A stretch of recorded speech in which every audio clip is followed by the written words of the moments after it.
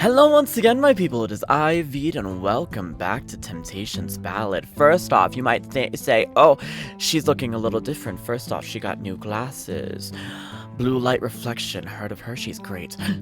Honestly, no, actually, I'm so glad I got blue light reflection because, let me tell you, while I was playing around with my my new computer, she has an iMac.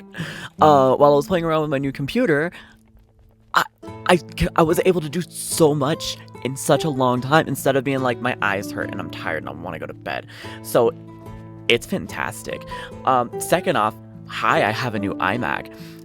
So because I have an iMac, I have Final Cut Pro. Okay, that's enough of that.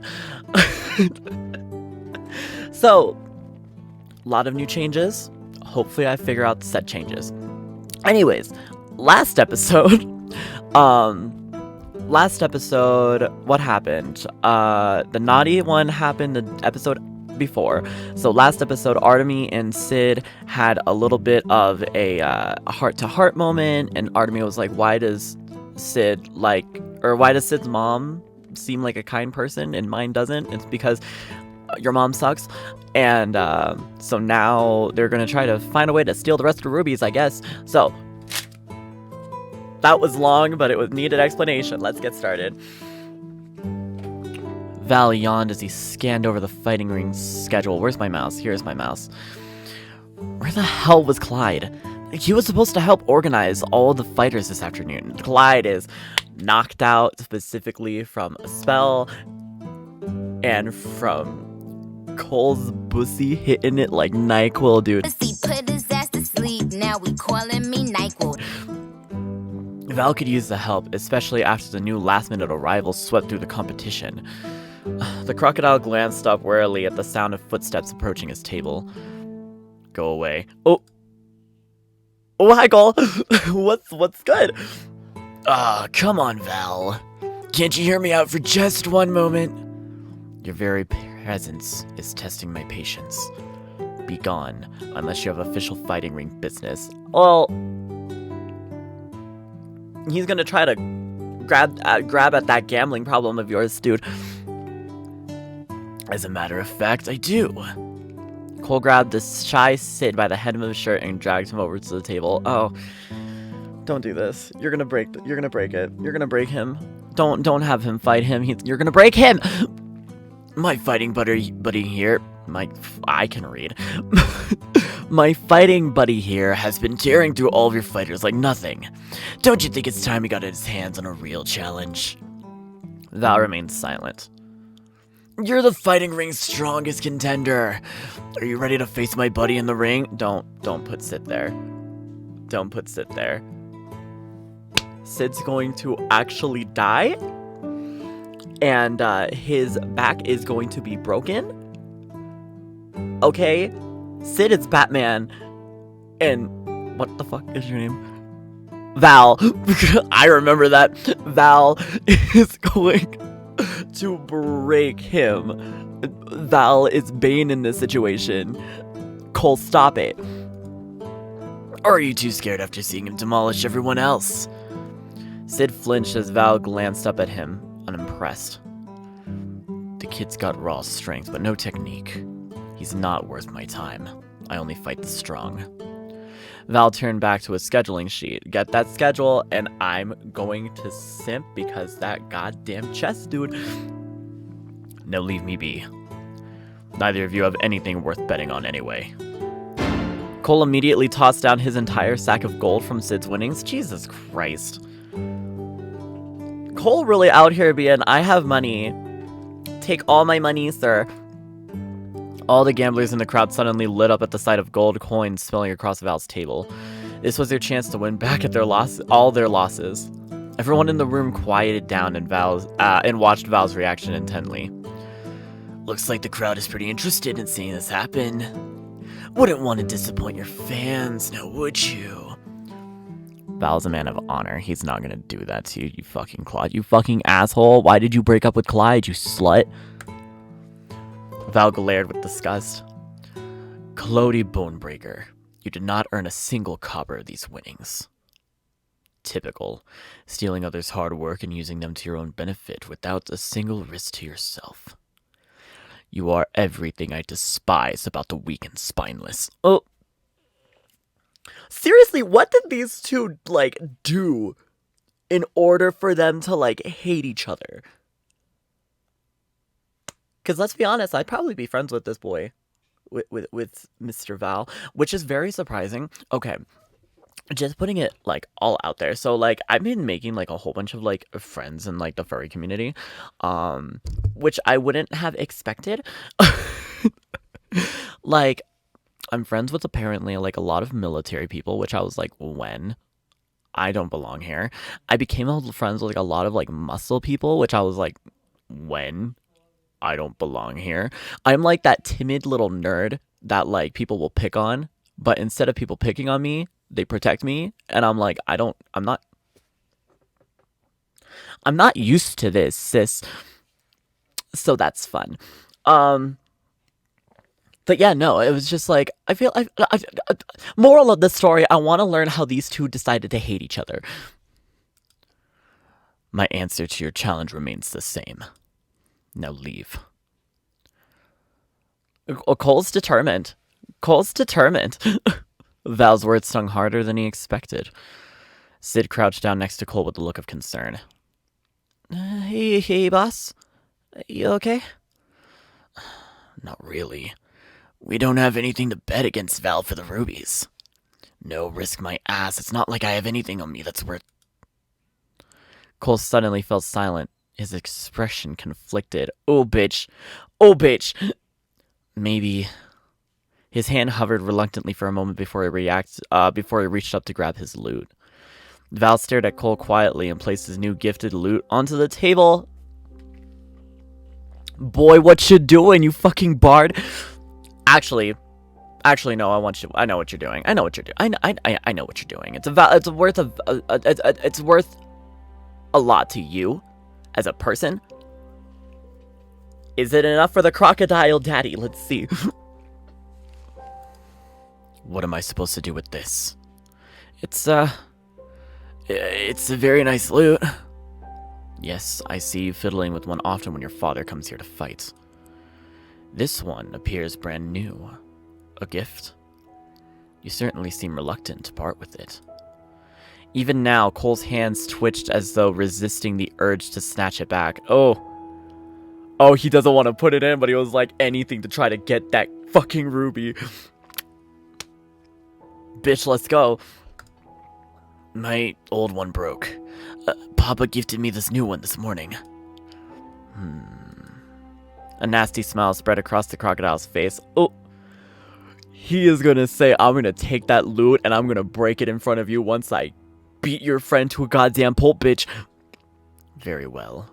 I accept your challenge. The crowd surrounded them murmured doubtfully. Bidding over a little loot? That can't be worth it. Val's serious face melted into a dark sneer. Oh. Boy really did say, I'm gonna beat your friend to a pulp, and once I do, I'm taking that loot and smashing it against the goddamn wall, bitch. The prize is not this little loot.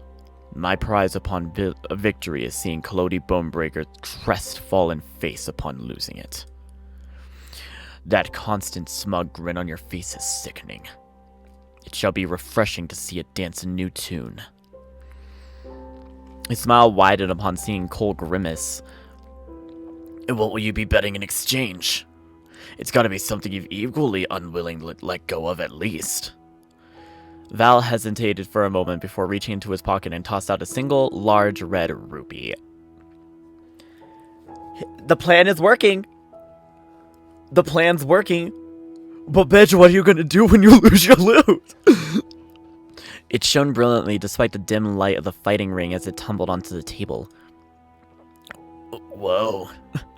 That's a pretty big gem you've got there. You sure you're okay with betting that against a little old loot? Unlike you, Collodi Bonebreaker, I am a man of honesty and honor. It will be impossible for me to lose against an amateur like your new badger friend. May this gem represent my confidence in your defeat. He is ready to knock his lights out. And I want to see this happen because after Clyde being like, why did you leave me? I want to see Cole suffer. And that's on what? That's on period. Val leaned forward, his smile widened to show an abundance of sharp teeth. I look forward to sharing the news of your loss with your father. The large crocodile grabbed Cole's loot off the table and tossed it back to him. Ooh. Oh, period. Why don't you hold on to your little toy? Why don't you hold on to your toy just a little longer before you lose it forever? Oh, damn. I'm stressed, but I want to see Cole suffer after being an ass to Clyde. With a laugh, the larger man made his way towards the judge's table to arrange their new fight. Cole grasped his loot tightly. It's just a loot. Why was he getting so worked up over this? It's because it's your passion. It's because, you know, it's something that actually, like, is, like, worth something to you specifically. Like, let's be honest. I have my, first off, hi. She has multiple boxes because I have not thrown away any of the boxes from my new iMac. It's back there somewhere, but I was like, if someone took my ukulele away from me, I would actually be devastated. Sure, nobody ever really sees me play it because, you know, the camera's not on when I play it. But if somebody took that shit away from me, I would be devastated. I would be a goner, sis. So it's like, it's worth something over you, which is why you're getting so emotional over it. All things considered, this exchange was wildly in his favor. Even still, Cole imagined explaining to his father why his new loot went missing and felt a little sick. Oh, baby. I want to see you lose it. As the judges began rearranging the schedule to fit Cole's sudden challenge, Cole sat in the back of the room in sullen silence. Artemy and Sid approached him with mutual looks of concern. Sir Cole, are you quite all right? Oh, I'm fine. It's just a damn loot. It's more than just a loot, bitch, and you're about to lose it. It's worth nothing compared to that big old ruby, right? Not in value,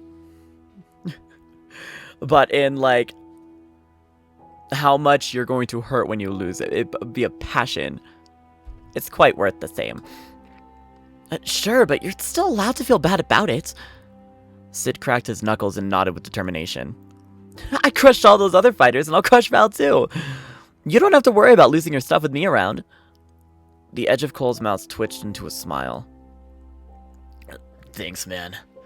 Say, that last charge of barbaric inspiration had worn off already, hasn't it? Here, let me... Oh, look at you being sweet. Look at you recharging him. Cole leaned up to plant a tender kiss on Sid's cheek. Look at you. Look at you being like, oh, let me kiss this boy. Because he's cute. But I'm still an asshole! The badger flushed red, but did not resist it. Try not to lose, alright? Sid nodded fiercely. It's your honor on the line. I won't fail you, boss. Artemy walked up with Sid with a smile. I am certain there are rules against this, but I can't be wrong to support my comrades, could it? Here.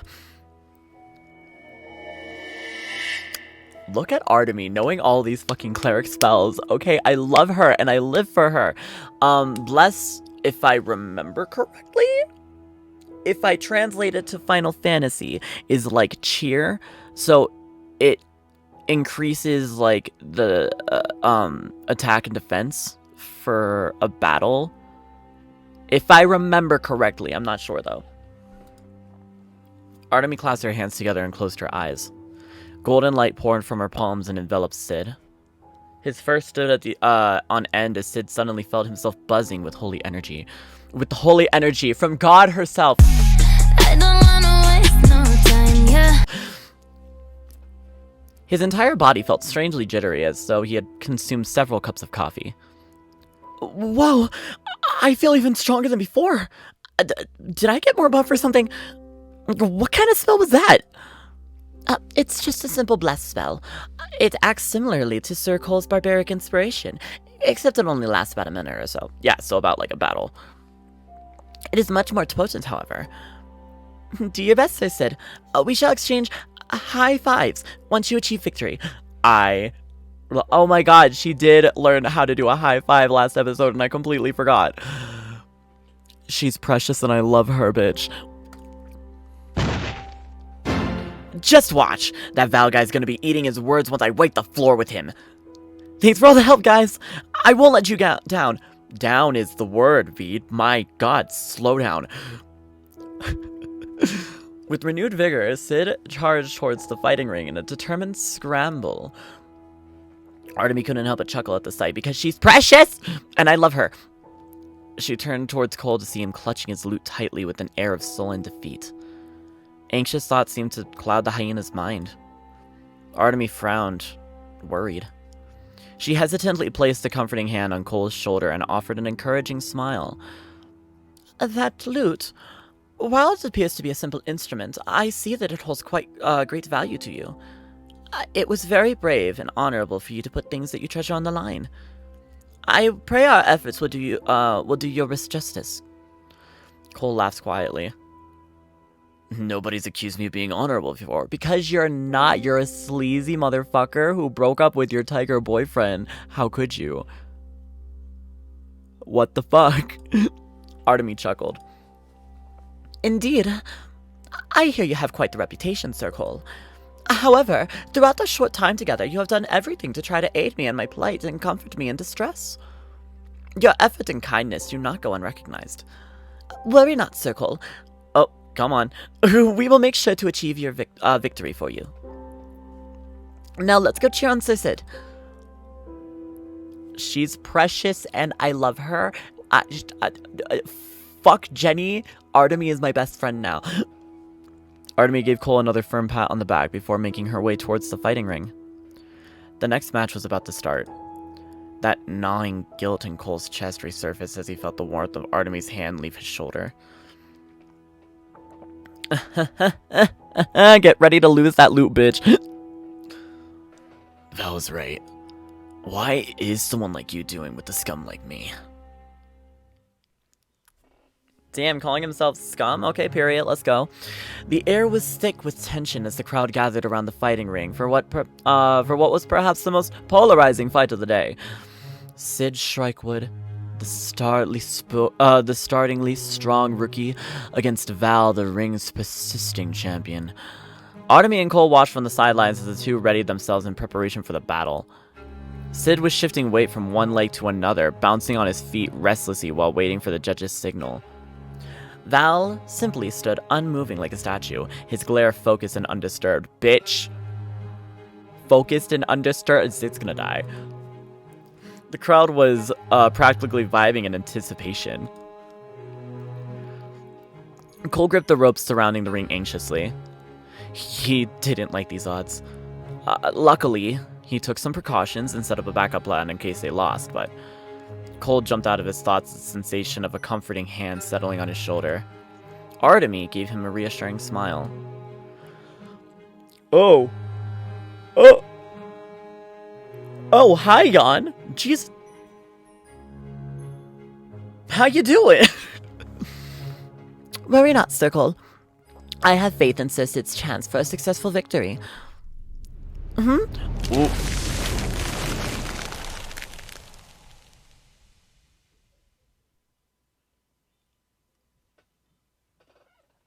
Hello, how is she, though?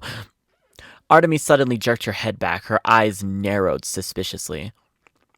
She sniffed the air, as though tracking a faint scent. Did you just feel that? Feel what? That scent. It is very bad. Sounds pretty normal. This place isn't exactly the peak of good hygiene. Nah, she's talking about evil, not like gross. No, I mean it was utterly foul.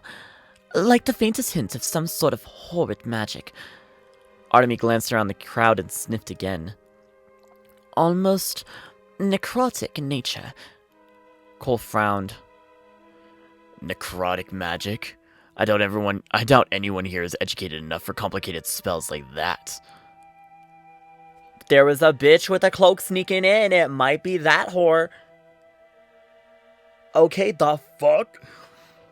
The shrill shriek of the judge's whistle reverberated through the room, cutting off their thoughts. Sid and Val approached each other and exchanged solemn glares. The fight begins. Oh! Knock out his face! Knock out his goddamn face, bitch! Sid immediately charged at Val with a blistering tackle, but was dodged by an idle sidestep. Did she say Dark Souls, boss? I think she did. With the sweep of his foot, the crocodile sent Sid tumbling into a brick wall from his own momentum. Clutching his head in pain, Sid rolled over and narrowly dodged a foot stomping down on him. Sid scrambled onto his feet and tried to catch his breath. I mean, like, you knocked his head, bitch. The magic from both Cole and Artemy coursed through his veins. His senses felt sharp and focused, but his pounding heart made concentration rather difficult. Slow down that heart rate, bitch. Die. Don't actually die. I love you. His opponent regarded him coolly. Val slowly approached him without a care in the world. You've got spirit, kid. A decent strength to boot. But not all fights are won from strength alone. You're talking an awful lot for someone who's pretending not to care. Oh, Sid charged again and swung his fist, and then a kick. Growling with frustration, he tried punching yet again. Each and every one of his strikes were evaded with either a small sidestep or lean backwards. Bitch, this crocodile daddy dandy kinda sis. He got a high roll in dexterity, okay, period. For such a large and bulky man, he certainly was dexterous. Get that dexterity, okay?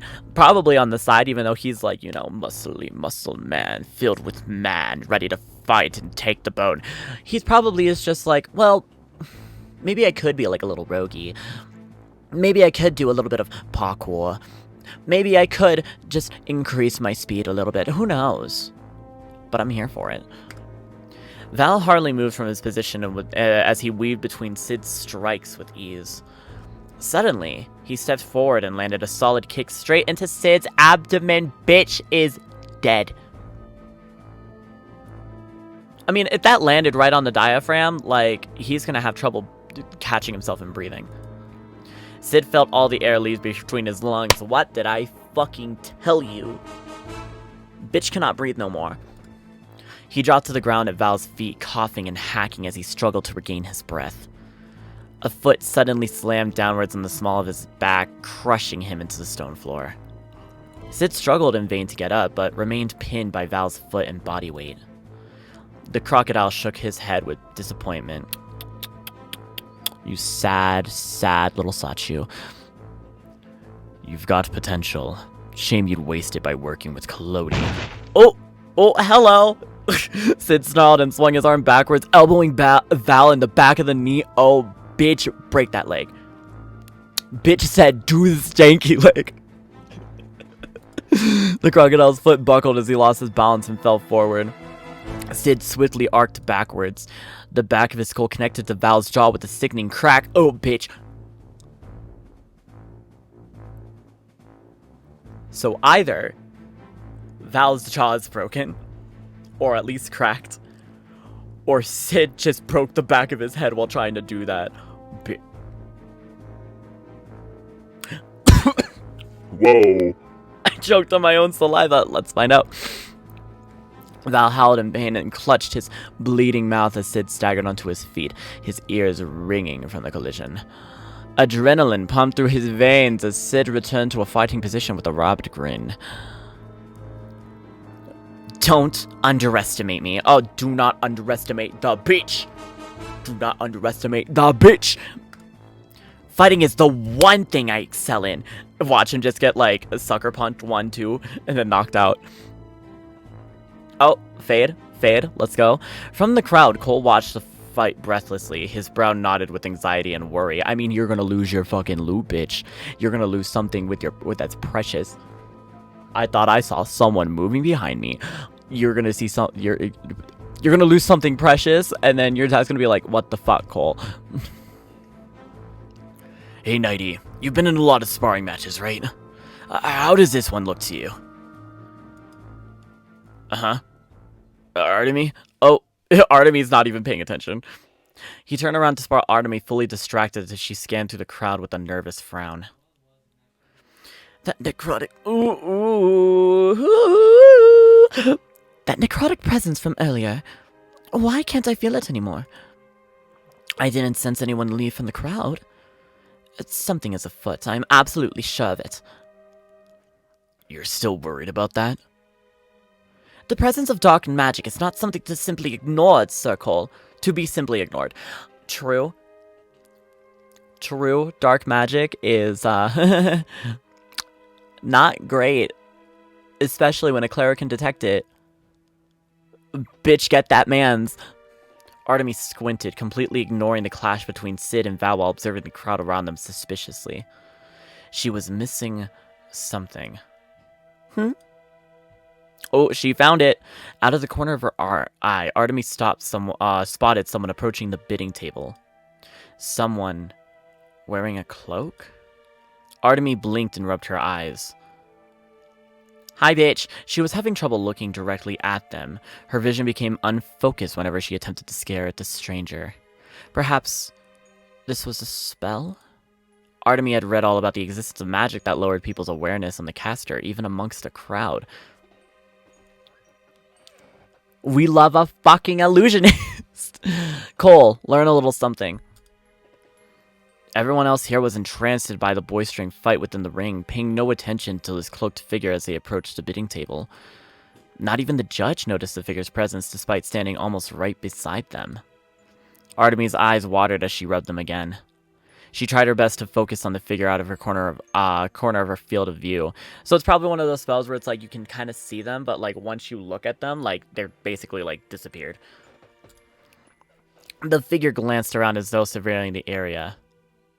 Most suspicious. They covertly reached a hand out of under their cloak, the gaze trained on the glistening ruby on the table. Artemis immediately slammed her fist against the table and stood up. Oh! Halt! Thief! Oh, Artemis, getting him to be noticed? Look at you, girl. Look at you missing. What you gonna do now, Mr. Cloaked Man? The entire room fell silent. The figure froze, their hands still outstretched. As the crowd slowly realized what was happening, the judge and a dozen other fighters approached the figure furiously. Period. Beat him. Hold it right there. Oh, wait. Hold it right there. We don't take kindly to thieves here. Alright, I need something sinister for you, because I'm pretty sure you're going to speak. The cloaked figure swore loudly and glared at Artemis from under their hood. This could have passed quietly without a scene. I guess that... Right, I'm not using this camera. I'm using this camera. I guess that's their voice now. You have forced my hand. Oh! Hello! A flash of red light suddenly erupted from the figure's hand, filling the room with a sinister crimson glow. The crowd's shrieks and hollers echoed against the stone walls as people scrambled back in surprise. Then the room was silent. Artemis grimaced as the light slowly disappeared as she unshielded her eyes. Oh, period. What was that? Is everyone alright? There was a groan as Artemis turned around. Ooh. Hi, Cole? Why do your eyes look like that, though? Why are they doing that? Excuse me? My head. Why is the room spinning so much? Sir Cole, are you alright? Oh, hey, Nighty. You should really stop messing with that cloaked fellow over there. Stop being so troublesome. Ooh, mind control. Mind control. It has to be it. People asking me if I want mimosas, I swear to God. Like, yes, I am gonna have a mimosa. Because I really don't want to go to work, but still. Huh? Is this some sort of mind control spell? Artemis grimaced around, panic rising. Oh, the rest of the crowd began picking themselves off the ground, clutching their heads, muttering incoherently. Sure enough, everyone's eyes contained the same sinister red glow. Oh, so it's like full room mind control. Okay, period. Interesting. To have resisted my spell so easily, you truly are the greatest chosen. It is best that I finish my business quickly. The cloaked figure pointed the commanding finger towards Val at the center of the fighting ring. You, bring me the rest of the rubies. Okay, period, let's go. From within the fighting ring, Sid groaned and clutched his head in pain. His thoughts swarmed like a whirlpool of dread. I'm gonna lock my door, I swear. It was becoming difficult to focus, or stay conscious. Something was weaving on the inside of his skull. Period, let's go. Huh? What was he doing again? Oh. She's gonna get drunk, bitch. No, I'm not. No, I'm not. I have to go to work later. I'm not gonna get drunk. I promise. I'm a responsible adult. Ish. Huh? What was he doing again? Doesn't matter. That person in the brown cloak. He should probably listen to whatever they say. They seem to know what's going on. Sid's groan of pain faded as he stumbled onto his feet at a drunken pace. Oh, and Val too. Okay, let's go. You're all dead. Beside him, Val was in a similar state as he stood up with unsteady feet.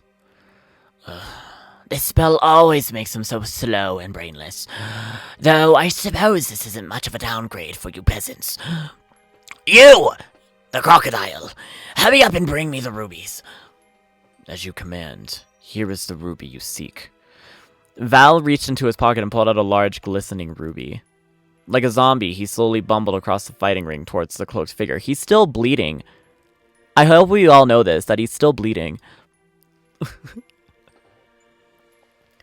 As Val approached, the cloaked figure immediately snatched the ruby out of the crocodile's hands. This is it? Where are the rest of them? One was lost. Another was bought by an unknown noble.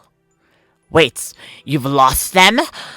The figure's voice hissed with an earth fury. Jesus Christ, what is inside of these rubies? Why do you want these rubies so bad, dude? You peasants are utterly useless. Do you have any idea what these rubies contain? Oh, what am I saying? Of course you don't. The figure shook their head in disbelief. In any case, I suppose 2 out of the 4 would suffice. What? Wait, what? What's going on? The figure reached out to grab the remaining ruby off the bidding table. Their fingers slipped through the gem like smoke as the ruby disappeared into whiffs of magic. Oh! Cole was a nasty, naughty fucking bitch and used fucking illusion magic and swiped it from under their noses. The bitch can't even do a bid right. A minor illusion. That boy! The little hyena must have stolen it off the table and switched. Oh. When nobody was looking. Is that supposed to be him talking, or is that the... I think that's supposed to be him talking. Shiro, what is that supposed to be? The cloaked figure whipped their head towards the other side of the room in utter fury. They pointed a shaking finger at Cole. You lying son of a bitch! I can't say son of a bitch in that voice, I'm sorry. Hand me the other ruby! Across the room, Cole grimaced mildly as he thumbed through his pockets. After a moment, he pulled out the ruby that had previously pickpocketed from the table while Val wasn't looking. The hyena mumbled drunkenly and stumbled across the room. Here's that ruby I stole. Oh! Bitch, is Artemy gonna have bad bitch energy? I want Artemy to have bad bitch energy, okay? Nicki Minaj? I'm a motherfucking monster? Bitch, I want that. Dispel magic. Oh, so she's probably not under control anymore. Period! A powerful jolt of static electricity suddenly coursed through Cole's vein and snapped him awake. He jumped backwards, hair standing on end. Ow, that fucking hurt! Huh? What's happening? Why is everyone's eyes all red and glowy? Cole clutched his head and glanced around the room in confusion, as though he had just woken from a deep sleep. There's no time to explain.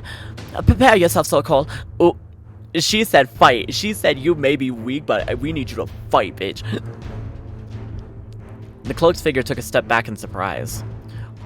What is the meaning of this? Oh. A bolt of lightning ripped through the air and struck the bidding table, narrowly missing the figure by an inch. The cloaked figure whirled around to see what the lightning came from. Oh, bitch.